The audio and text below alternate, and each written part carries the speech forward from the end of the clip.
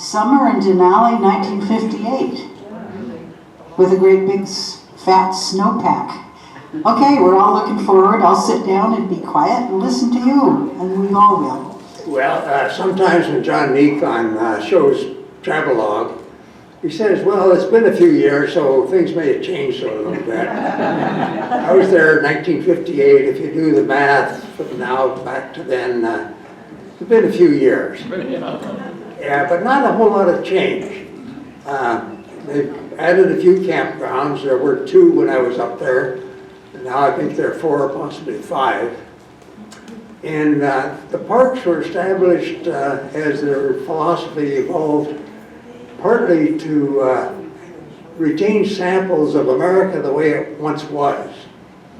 And so they try to keep things from changing. Well, they found that these are dynamic ecosystems. They're going to change anyhow. So now they kind of cope with change rather than try to preserve them as they tried to for a little while. But anyway, there's probably been a little bit of ecological change due to the climate warming a bit. So the tree line has gone up a little higher in elevation, and some of the permafrost is beginning to fall apart, which has some feedback into the climate. But anyway, back to the story. In 1958, I was a grad student at the University of Michigan, studying some of the physical and social dimensions of outdoor recreation. And during that spring, the chief naturalist from what was then Mount McKinley National Park came by the School of Forestry at the university and asked, do you suppose anybody would be interested in a seasonal ranger position at Mount McKinley? Well, this was foresters, and you know, the mindset was, I'd like to hunt, fish, live in a cabin, and get away from civilization. That was forestry. So, yeah, there was quite a bit of interest, and a bunch of applications followed him back up to the park. And I got the position probably because what I was studying was pretty close to what they do in parks.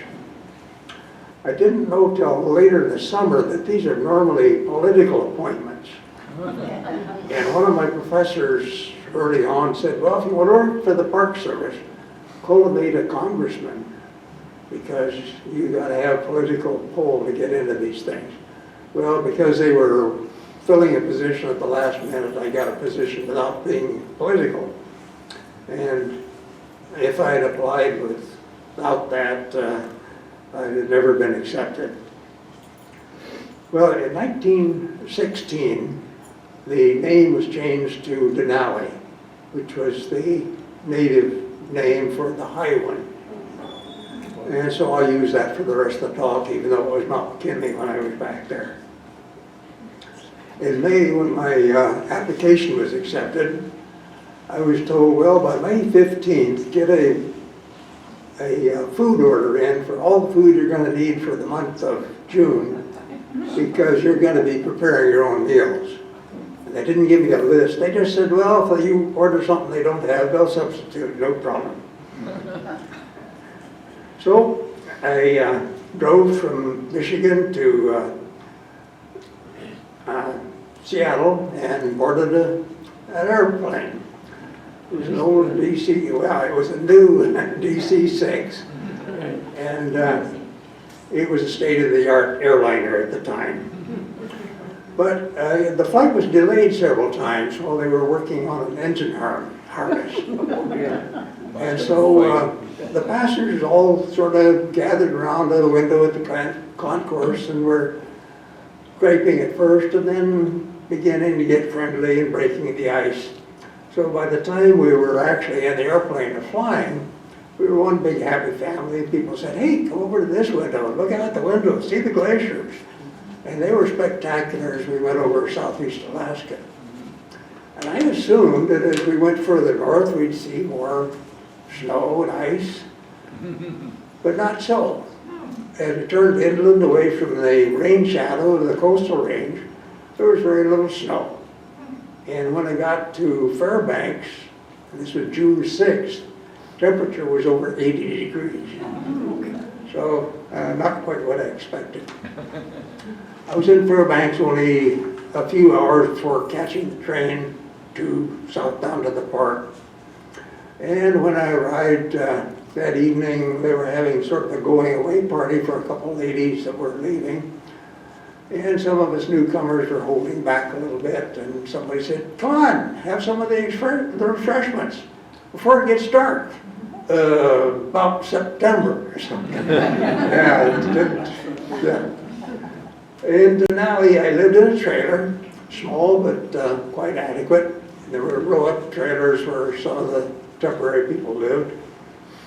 And so that was home for the summer. My duties included talking to people as they entered the park. I was in a little building at the park entrance and answering their questions and so on. And I found there were two identifiable groups. One were the Alaskans, because their highway from Anchorage had just been completed. And so there were a lot of Alaskans coming in, and they wanted to do the park in a day. And then there was a second group from the lower 48 that were taking their time and kind of enjoying the journey as well as the destination. And the happiest people were driving VW microbuses, not very fast, but the road was terrible. I mean, it had gravel this big around with sharp points on it. It was really hell on automobiles and tires. But these folks were taking their time, and they didn't worry too much about it. Part of my duties were out in the park itself, and at one point fighting a fire in the tundra, and they can smolder for days, even years, but we were right next to a lake, so it was easy to drown it. I bought a used pickup truck, which gave me mobility, and so I could get out into the park.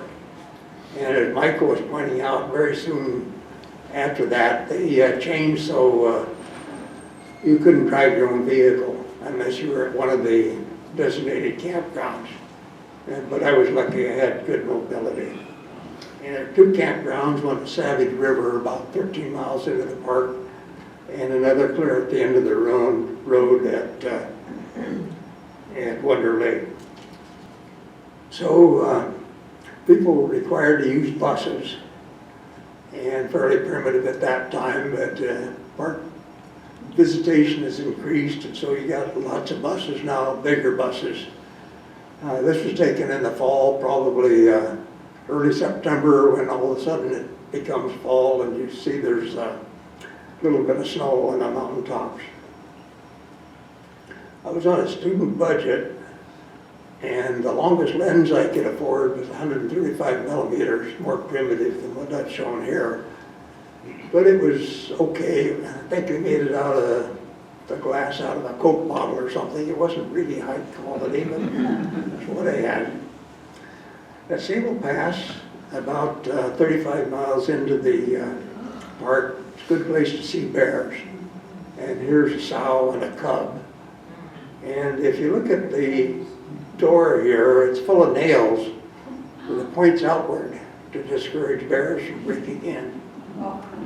But sometimes they do anyhow. I helped clean up a cabin that a bear had broken in by lifting out a window frame. And I remember particularly there was cocoa powder scattered just all over everything. And tin cans that had been chewed open, a little bit of broken glass, making me worry about the digestive system of some of these creatures. But yeah. On some of my days off, I hiked with Joe Hankins, an old guy who appreciated company. And he came up every summer regularly. But the rest of the year, he was a logger in Chehalis, Washington. But he just loved to be up there taking photos of wildlife. And so he had a lot to tell me. He said that you could approach a grizzly and tell it wolves, and then you need to back off. And he had never been attacked, but he had had a backpack torn up a bit when a grizzly started toward him, and he just dropped it and moved on away a little bit. We had quite a few conversations about what would you do if you met a grizzly in such and such a situation. And there was another seasonal ranger, married guy with his wife, and they talked about what would you do. And they put it into practice. They decided that if a bear charged at them, they'd stand their ground and then circle upwind, and hopefully it would catch the scent and decide that's not good eating or whatever, and then go away. But lo and behold, they were out on tundra, no trees to climb, and the bear charged at them and then stopped about 100 yards or 100 feet away. And they practiced exactly what they had discussed, and it worked, and the bear decided they weren't fair game, walked away. I didn't have anything quite that frightening, but I was out in the middle of the Toklat River, braided channel, probably half a mile from anything that I could climb or get away. There was a little bit of willow you can see down here in the corner. I guess that shows up. Some spindly willows, but they were too small to climb. And so I just stood there and wondered what to do, and I guess the bear stood there and wondered what to do, and pretty soon it wandered away. There was no issue. Another time, they'd been seeing a wolverine at the igloo cabin, which was, I think, about 15 miles from park headquarters. And I really wanted to get a picture of a wolverine. I was trying to get every creature I could. So I was walking through heavy vegetation, and I got this strong smell of an animal, most likely a bear. I realized I don't want to meet a bear at close range and surprise it, so I got back to the road as quickly as I could. And I never did get to see the wolverine, which was rarely seen. Well, further into the park, I saw lots of caribou, which were easy to approach. And by the time it was summer, they were all bleached out, very dull, drab looking. And also got to see moose, particularly in Thunder Lake. My best photo of the year was a group of doll sheep, ewes and lambs, and one ram. Online you can get much more spectacular pictures.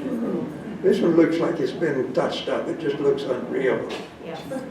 But I and Joe Hankins, already mentioned, exchanged Christmas cards every year. And for a while, well, he'd always send me a picture of some sort of creature. One year it was a group like this, which he called bachelor quarters. Saw some smaller animals like foxes and parka squirrels. They call it parka because the top half is brown, as if it's wearing a brown parka. Also saw pikas, which are little guys about that long, and very frustrating that they're hard to spot. They're in the rock piles, and then they have a ventriloquist quality to their call, so you can't place where the devil's that coming from. But they also call them haymakers, because they cut vegetation all during the summer, put it out to dry, and then store it underground, and that's their food supply for the winter. They don't hibernate like the bears and some other creatures. And all my pictures of the pika are from the web. I didn't take those. I got to see one weasel. I thought I'd seen a squirrel that dropped a cone. And I went over and looked at the cone. No, it wasn't a cone, it was a mouse. So I sat down close to the mouse and waited for the weasel to come back to get its mouse. Both sexes of the caribou have antlers. The females, one on the left, have fairly small antlers, and the bucks have these huge antlers.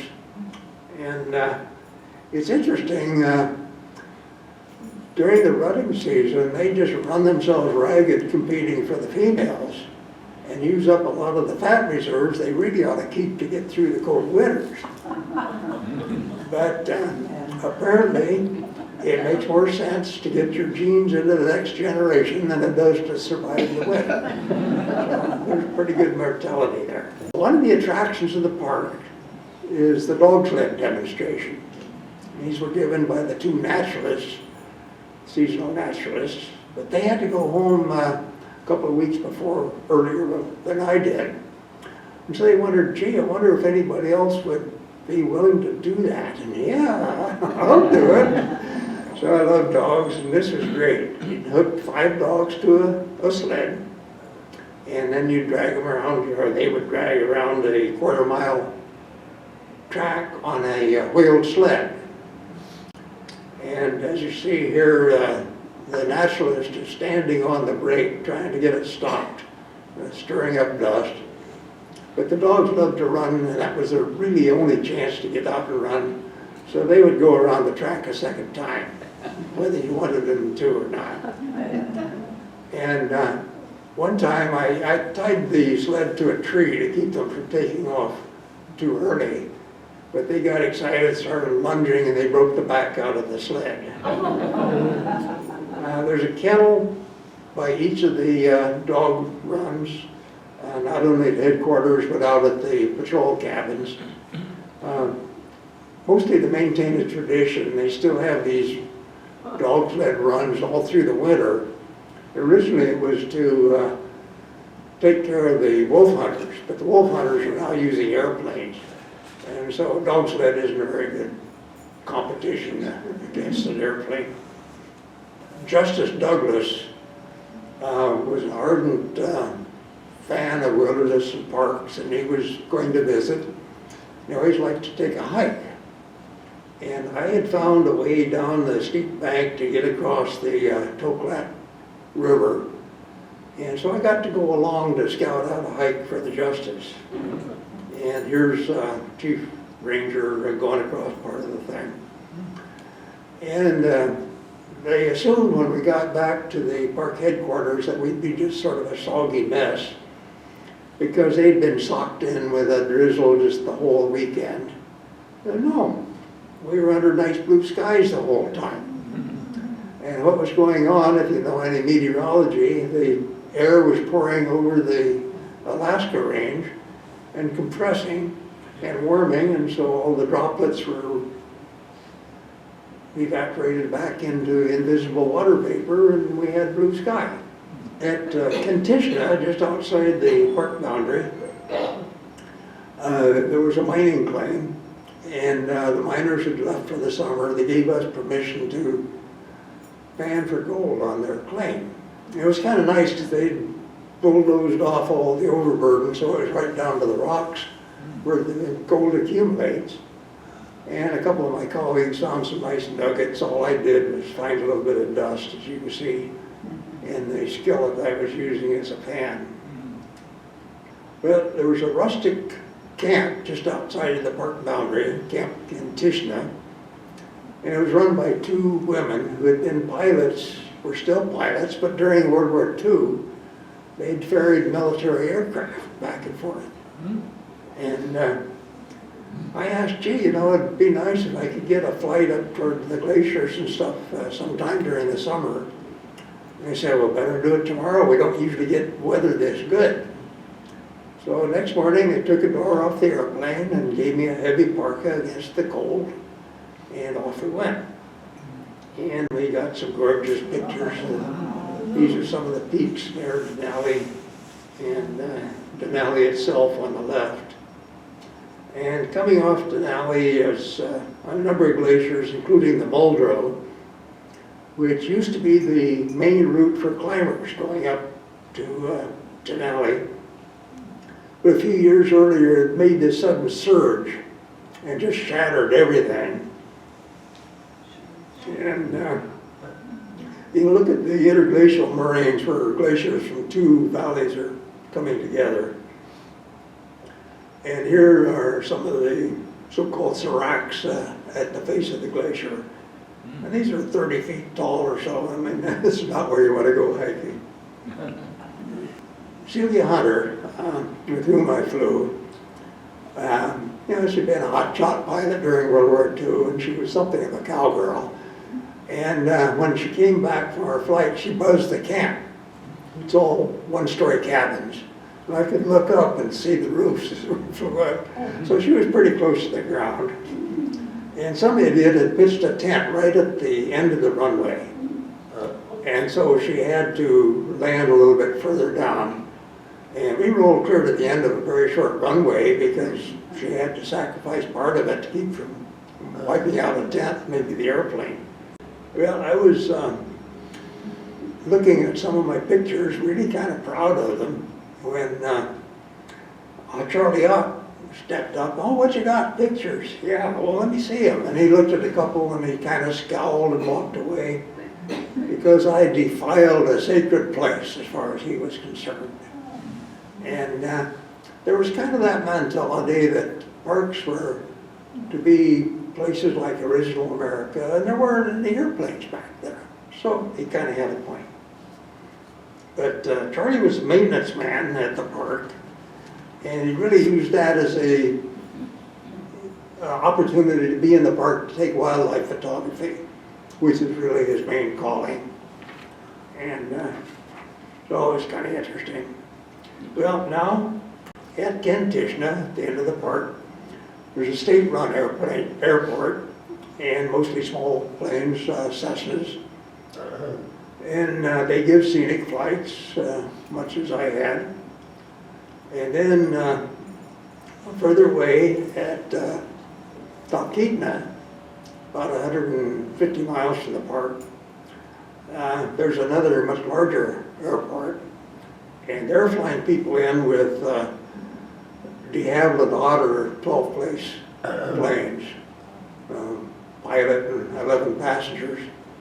And for about $450, I guess, current prices, you can fly into one of the glaciers. So 11 people at $450 a piece is probably a pretty good payload. Well, when I asked if I could go flying over the place, they said, well, let's do it tomorrow. So I don't have any money. Oh, we'll trust you. They charged me for the gasoline.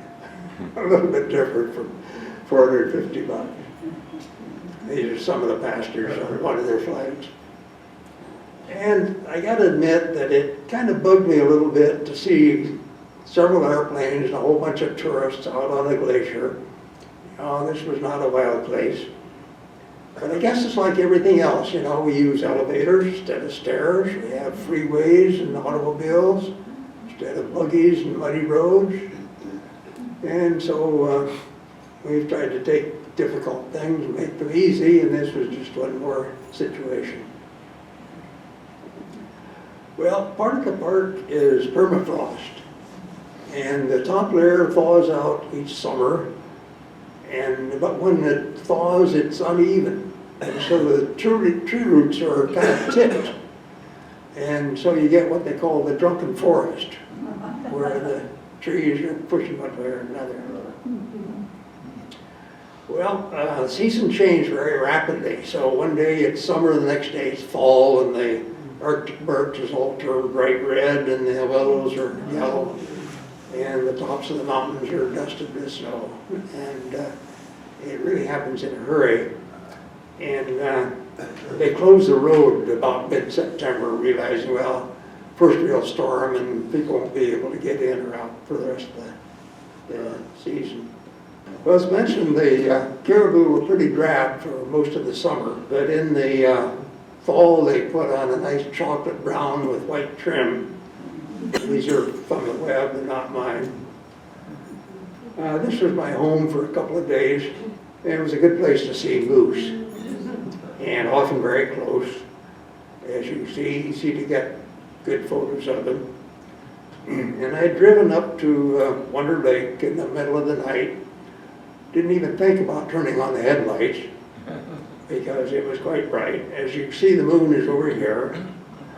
And I began thinking, well, yeah, in a couple of hours it'd probably be sunrise on the mountain. That might be kind of nice. So I set an alarm for 2:30, and I got up and took this picture. You see the moon has moved over here a bit. And I paid for this picture with blood. As soon as I got out of the tent, the mosquitoes were just on me.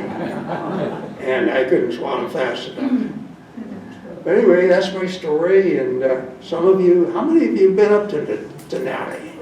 Yeah, I figured that this is a pretty traveled group. So Questions, comments, your own stories? Somebody can flip on the lights, if you will. Did you talk to climbers at all?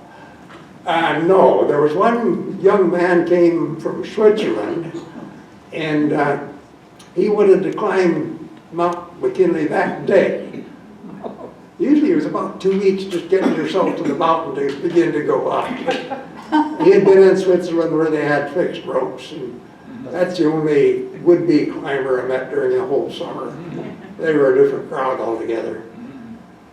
When we went out hiking, we always had to have a whistle and we had to carry bells. And we hiked along making a lot of noise because we did not know anything about standing still when you come into a bear. And we figured we'd have to run, and there's never any place you could run up to. So when we went hiking, it was very noisy. You remind me of a bad story I've told to many of you, but I'll inflict it upon you again. If you're in bear country, you kind of want to know, am I dealing with grizzly bears or black bears? And you tell by the scat. If it's full of berries, it's probably a black bear. But if you're in grizzly country, you want to wear little bells and carry pepper spray. And so if the scat is full of little bells and smells like pepper, you're in grizzly country.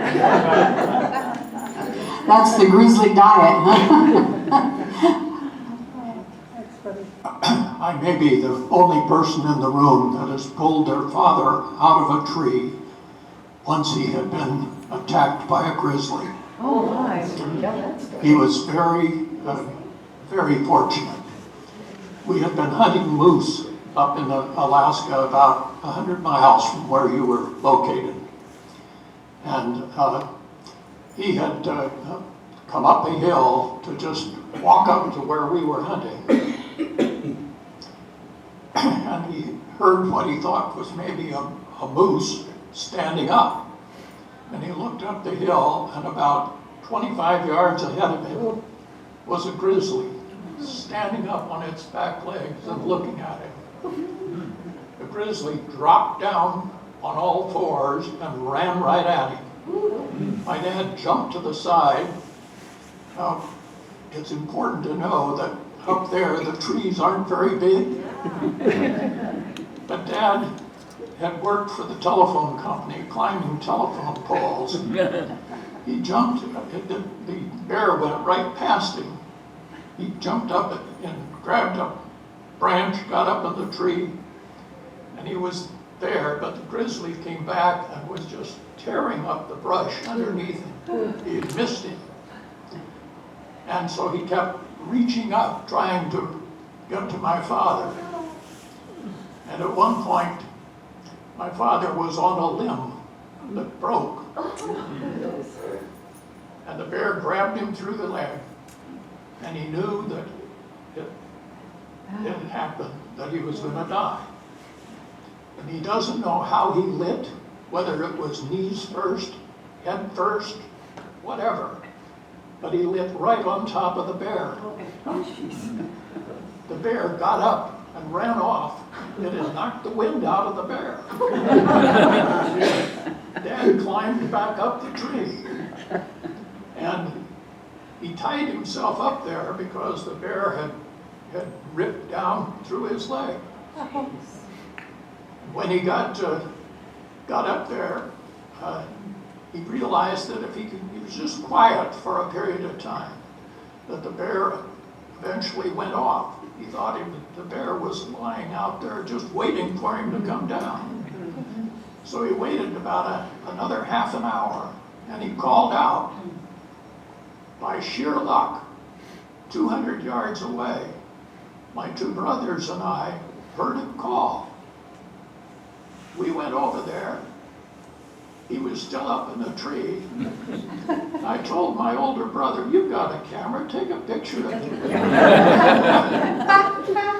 Not realizing what had happened. When we got up a little closer, we could see that he was a mess in his leg and so on. Well, as it turned out, he wouldn't come down until we had our rifles off of safety because he thought the grizzly would kill us before he'd ever get us shot off. And so he came down. We worked him down to the lake where there was a boat that we had used to get over there.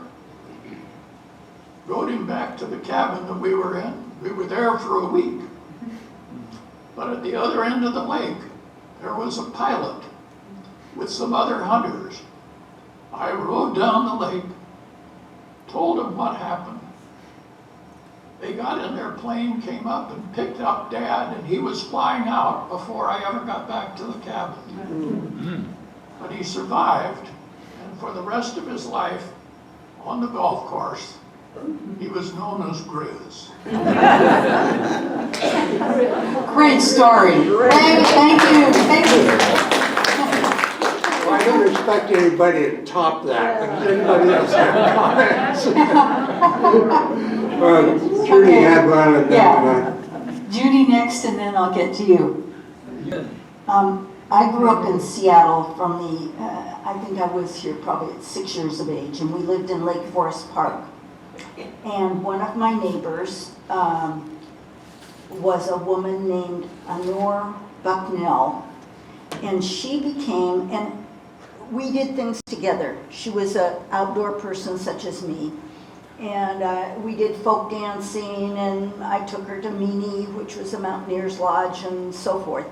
And it turns out that she left high school.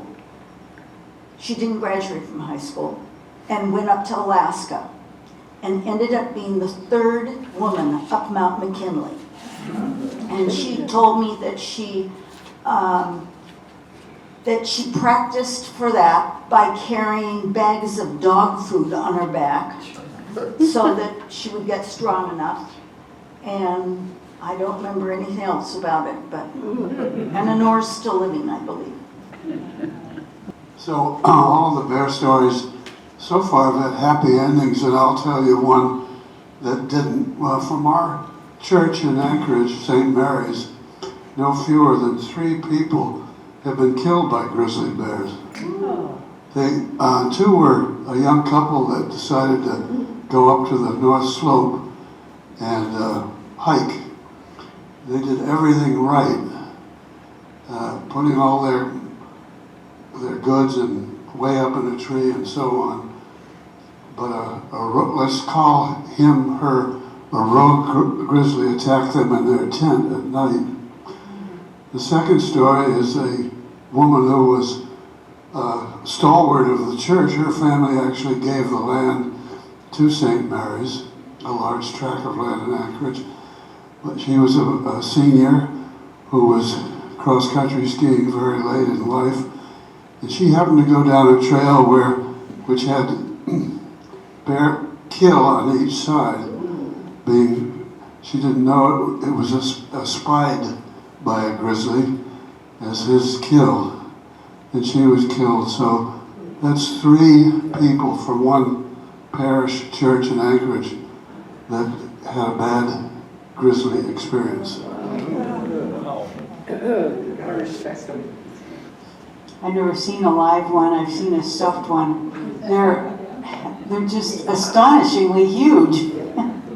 Anyone else? A comment while you're waiting. At Denali, they have the toe-clack grizzly, which is a good deal smaller than the big Alaskan brownies, but still not one you want to tangle with.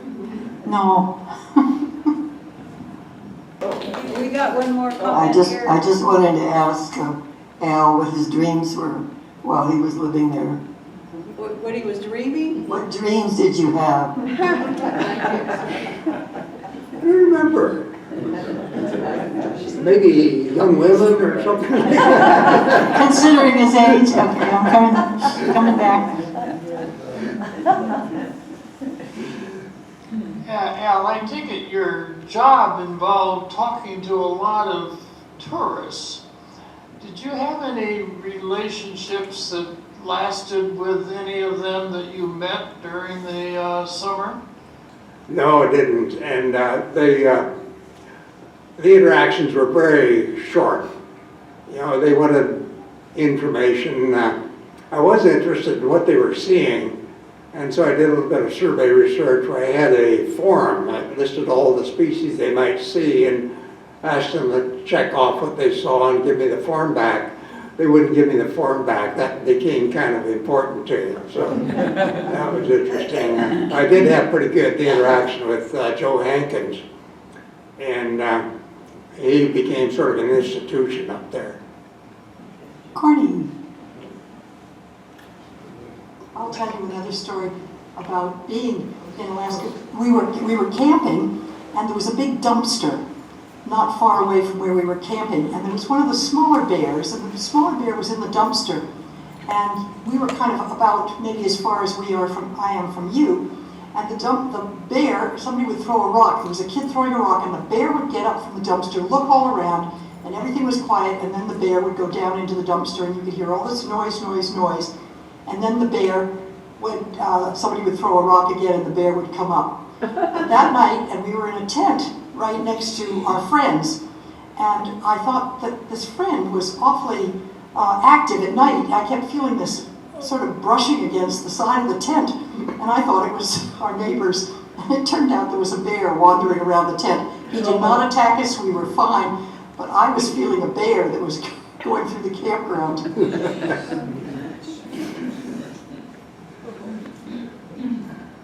Okay, I think we're there. Thank you. Thank you.